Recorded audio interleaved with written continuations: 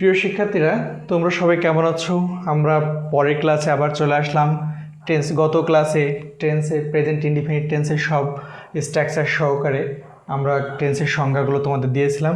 আশা করি বুঝতে পেরেছো।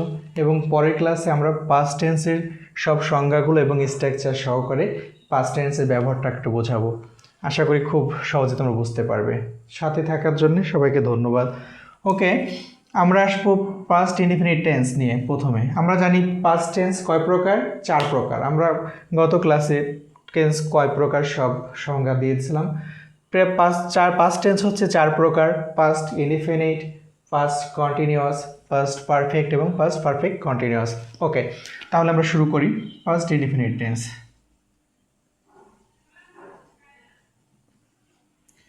পাস্ট ইনডিফিনিট টেন্সের সংজ্ঞাটা এরকম: অতীতে কোনো কাজ হয়েছিল বা ঘটেছিল। অতীত বলতে আমরা যদি মনে করি যে আমাদের একদিন আগে যা ঘটেছিল সেটাও আমাদের অতীত, অর্থাৎ গতকাল যা ঘটেছিল সেটাও অতীত, এবং কিছুদিন আগে ঘটলে সেটাও অতীত বোঝাচ্ছে। তার মানে কি, আমি গতদিন স্কুলে গিয়েছিলাম, আমি গতদিন কাজটি করেছিলাম, আমি ভাত খেয়েছিলাম, যা বলবো অতীতে, তাহলে আমরা বুঝি যে অতীতে কোনো কাজ ঘটেছিল বা হয়েছিল, এরকম বোঝালে তাকে পাস্ট ইনডিফিনিট টেন্স বলা হয়। স্ট্রাকচারটা দিয়ে দিই, দেখো। Structure subject plus V two বলতে আমরা বুঝবো পাস্ট ফর্ম। ভার্ব আমরা জানি ভার্বের ফর্ম কয়টা? ভার্বের আমরা ফর্ম ব্যবহার করি: ভার্বের প্রেজেন্ট ফর্ম, ভার্বের পাস্ট ফর্ম, ভার্বের পাস্ট পার্টিসিপল ফর্ম, মানে ভি3। তাহলে ভি2 মানে ভার্বের first form plus object oblique extension. আমরা একটা এক্সাম্পল দেখি।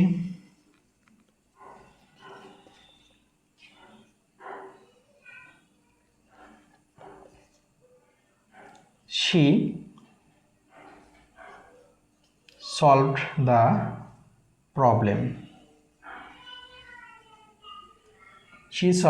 problem. তার মানে কি, আমরা বলছি she solved the problem, সে সমস্যাটা সমাধান করেছিল। তাহলে আমরা যদি স্ট্রাকচার দেখি, এখানে সাবজেক্ট, এটা ভি2 এবং এটা অবজেক্ট। তাহলে আমাদের সাবজেক্ট, ভার্ব এবং অবজেক্ট সবগুলো আছে। তাহলে এটা হচ্ছে পাস্ট ইনডিফিনিট টেন্স। আশা করি তোমরা স্ট্রাকচার সহকারে এই স্ট্রাকচারকে অনুসরণ করে একাধিক সেন্টেন্স তৈরি করতে পারবো। বাসায় চেষ্টা করো এবং স্ট্রাকচার লিখে রাখো এবং সেন্টেন্স তৈরি করো। আমরা এরপরে আসবো পাস্ট কন্টিনিউয়াস টেন্সে।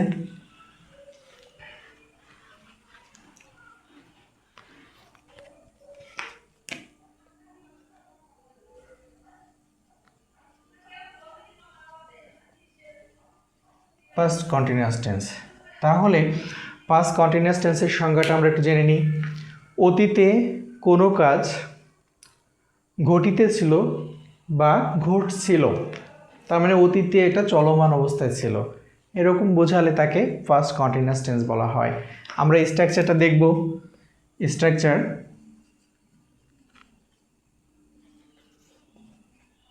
Subject plus was oblique were plus V ing মানে ভার্বের সাথে ING plus object oblique extension.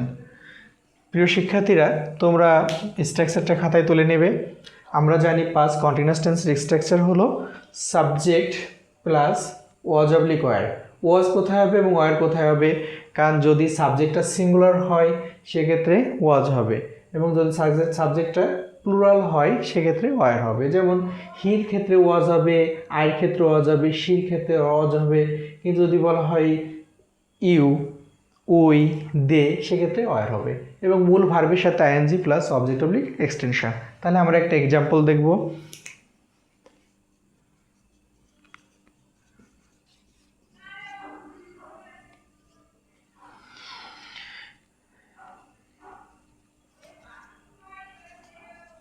I was drawing a picture.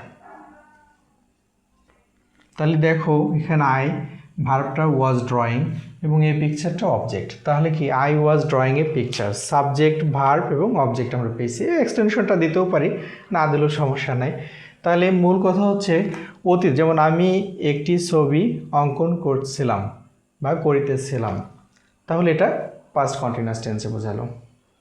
তোমরা অবশ্যই এই স্ট্রাকচার দেখে বাসায় আরও একাধিক প্র্যাকটিস করবে এবং আমি আশা করি টেন্সটা খুব সহজ হবে তোমাদের। যদি স্ট্রাকচার ধরে টেন্সটা করতে পারো খুবই সহজ হবে। আমরা এরপর আসবো পাস্ট পারফেক্ট টেন্সে।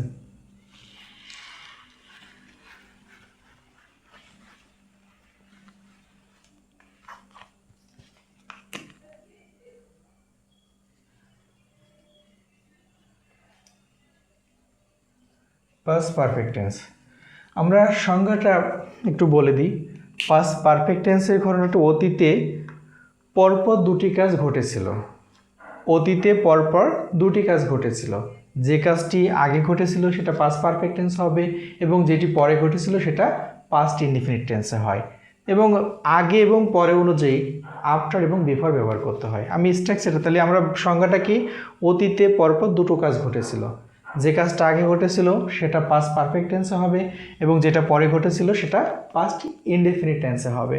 তাহলে ইনডিফিনিট স্ট্রাকচার তো আমরা জানি, তাহলে আমরা একটু স্ট্রাকচারটা লিখে দিই, দুটো স্ট্রাকচারই লিখে দিই।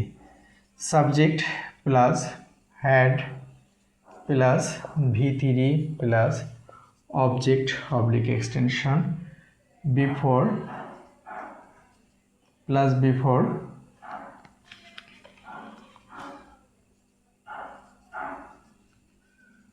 Plus subject plus V2 plus object oblique extension.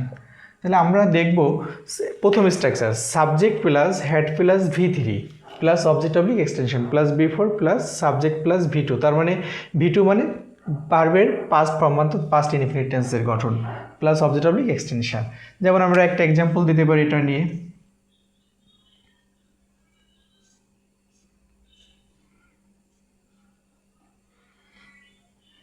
The patient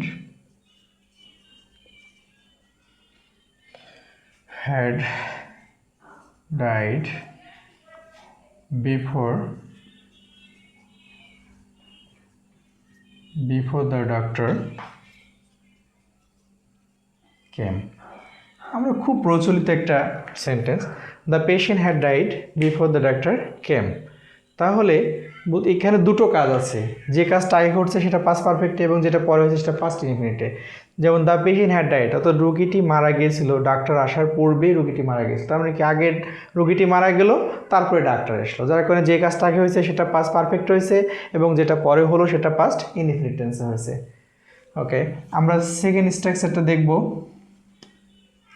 আমি একটু মুছে দিই এবং দ্বিতীয় স্ট্রাকচারটা দিই, তোমরা আশা করি এটার সাথে সাথে খাতায় উঠাই নেবা এবং তোমরা স্ট্রাকচার দেখে প্র্যাকটিস করবা।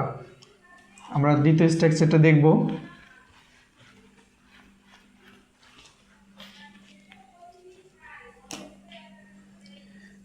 Subject plus V2 plus object oblique extension plus after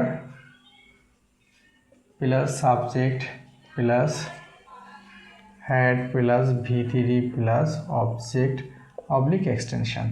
এইখানে আমরা দেখতেছি যে আগে সাবজেক্ট তারপরে V2 মানে প্রেজেন্ট পাস্ট ইনডিফিনিট টেন্সটা আগে আছে এবং তারপরেটা আছে পাস্ট পারফেক্ট টেন্স, কারণ আফটারের পরে পাস্ট পারফেক্ট টেন্স এবং বিফোরের আগে পাস্ট পারফেক্ট টেন্স থাকবে। তাহলে আমরা একটু এক্সাম্পলটা দেখি।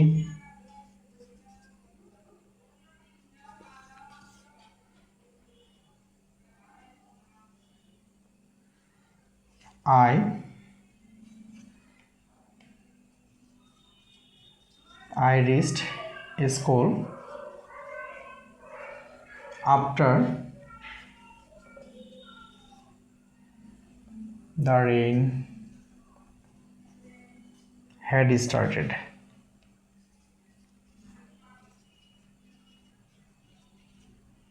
অর্থাৎ এখানে আমি দিলাম প্রথম অংশ, অর্থাৎ বলতেছি যে আফটারের পরের অংশ পাস্ট পারফেক্ট টেন্স হবে। যেমন আই রিচড স্কুল, আমি স্কুলে পৌঁছেছিলাম after the rain had started, অর্থাৎ বলছে বৃষ্টি শুরু হওয়ার পরে আমি স্কুলে পৌঁছলাম। তাহলে আগে কোনটা হলো, আগে বৃষ্টি শুরু হলো, তাহলে যে কাজটা আগে হবে সেটা পাস্ট পারফেক্ট টেন্সে এবং যেটা পরে হবে সেটা পাস্ট ইনডিফিনিটে হবে। তোমরা আশা করি এটা বুঝছো এবং তোমরা এটা একটু খাতায় উঠায় রাখবে এবং যাতে প্র্যাকটিস করতে পারো। স্ট্রাকচার অনুযায়ী প্র্যাকটিস করলে খুব দ্রুত টেন্সটা শেখা যায়। আমরা এরপরে পাস্ট পারফেক্ট কন্টিনিউয়াস টেন্স সম্পর্কে জানবো।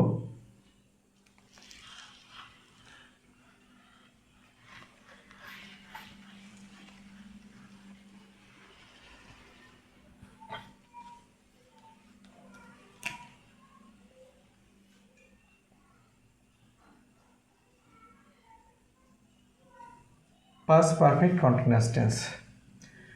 পাস্ট পারফেক্ট কন্টিনিউয়াস টেন্সের আমরা একটু স্ট্রাকচার দেখব। প্রথমে সংজ্ঞাটা দেখব। সংজ্ঞাটা এরকম, কোনো কাজ অতীতে শুরু হয়ে অতীতে কিছু সময় ধরে চলছিল। তার মানে কি, অতীতে শুরু হয়ে অতীতে কিছু নির্দিষ্ট বা অনির্দিষ্ট সময় ধরে চলছিল, এরকমটা বোঝালে তাকে পাস্ট পারফেক্ট কন্টিনিউয়াস টেন্স বলা হয়।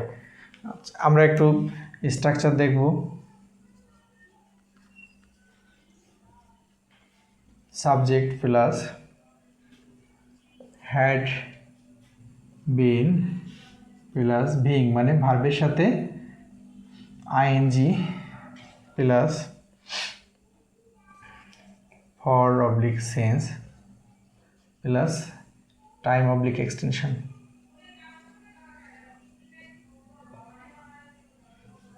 তাহলে আমরা দেখব যে সংজ্ঞাটা বললাম যে কোনো কাজ অতীতে শুরু হয়ে একটি নির্দিষ্ট বা অনির্দিষ্ট সময় ধরে চলছিল, এরকমটা বোঝালে তাহলে তাকে পাস্ট পারফেক্ট কন্টিনিউয়াস টেন্স বলা হয়। যেমন subject plus had been plus ভার্বের সাথে ING plus for oblique since plus time oblique extension. যেমন আমরা দেখছি I had been working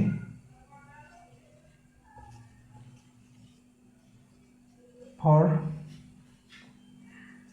2 years। বলা হচ্ছে যে আমি 2 বছর ধরে কাজ করছিলাম, তার মানে একটা ব্যাপক সময় আছে অতীতে এই কাজটা চলতেছিল, যার কারণে এটা পাস্ট পারফেক্ট কন্টিনিউয়াস টেন্সে হলো। তাহলে আমরা পাস্ট পারফেক্ট কন্টিনিউয়াস টেন্স সম্পর্কে জানলাম। আশা করি তোমরা স্ট্রাকচারটা তুলে রাখবা এবং বাসায় একটু প্র্যাকটিস করবা, এবং পাস্ট পারফেক্ট কন্টিনিউয়াস টেন্সের এক্সাম্পল তোমরাও একাধিকভাবে চেষ্টা করবো বাসায়। প্রিয় শিক্ষার্থীরা, আশা করি তোমাদের ক্লাসটি ভালো লাগছে, এবং ভালো লাগলে তোমরা লাইক দিও, কমেন্ট করো এবং সাবস্ক্রাইব করতে ভুলো না কিন্তু। ধন্যবাদ সকলকে।